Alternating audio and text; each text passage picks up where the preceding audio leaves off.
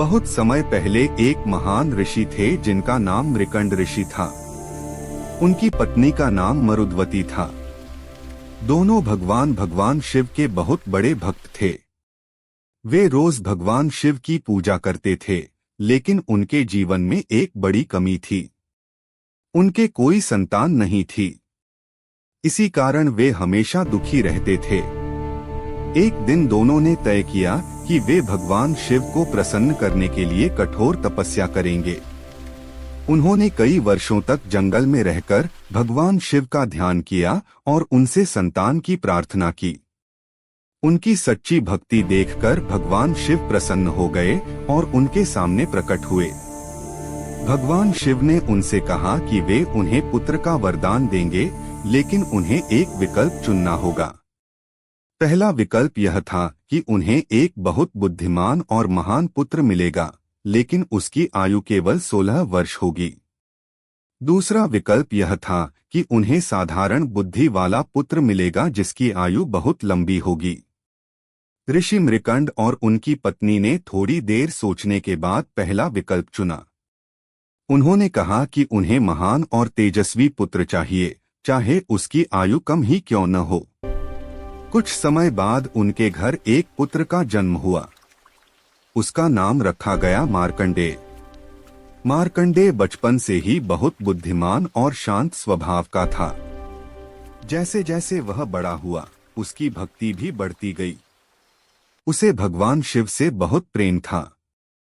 वह रोज मंदिर जाकर शिवलिंग के सामने बैठता और ओम नमः शिवाय मंत्र का जाप करता था। लेकिन उसके माता पिता हमेशा अंदर ही अंदर दुखी रहते थे, क्योंकि उन्हें पता था कि उनके पुत्र की आयु केवल 16 वर्ष है। जब मार्कंडेय लगभग 15 साल का हुआ, तो उसने अपने माता पिता से पूछा कि वे हमेशा चिंतित क्यों रहते हैं। तब उन्होंने उसे सारी सच्चाई बता दी। यह सुनकर भी मार्कंडेय बिल्कुल नहीं डरा। उसने कहा कि अगर भगवान शिव की कृपा होगी तो कोई भी उसका कुछ नहीं बिगाड़ सकता। इसके बाद उसने और भी अधिक श्रद्धा के साथ भगवान शिव की भक्ति शुरू कर दी। धीरे धीरे समय बीतता गया और आखिर वह दिन भी आ गया जब मार्कंडेय 16 वर्ष का हो गया। उसी दिन मृत्यु के देवता यमराज उसे लेने पृथ्वी पर आए।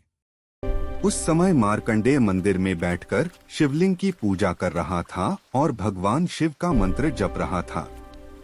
यमराज ने उससे कहा कि उसकी आयु पूरी हो चुकी है और अब उसे उनके साथ चलना होगा। लेकिन मार्कंडेय शिवलिंग से लिपट गया और भगवान शिव का नाम लेते हुए प्रार्थना करने लगा।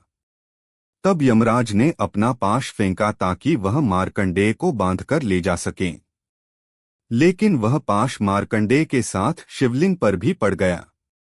उसी क्षण अचानक तेज प्रकाश हुआ और शिवलिंग से स्वयं भगवान शिव प्रकट हो गए। भगवान शिव अपने भक्त के साथ ऐसा होते देखकर बहुत क्रोधित हो गए।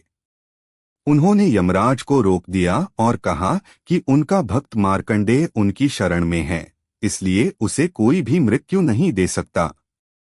भगवान शिव ने मार्कंडेय की सच्ची भक्ति देखकर उसे आशीर्वाद दिया और कहा कि आज से वह हमेशा जीवित रहेगा और संसार में भगवान की भक्ति का प्रचार करेगा।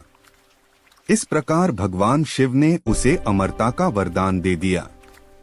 कहा जाता है कि आज भी मार्कंडेय ऋषि अमर हैं और वे भगवान शिव के महान भक्तों में गिने जाते हैं। यह कथा हमें सिखाती है कि सच्ची श्रद्धा और भक्ति से भगवान अवश्य प्रसन्न होते हैं और अपने भक्तों की हर कठिनाई से रक्षा करते हैं।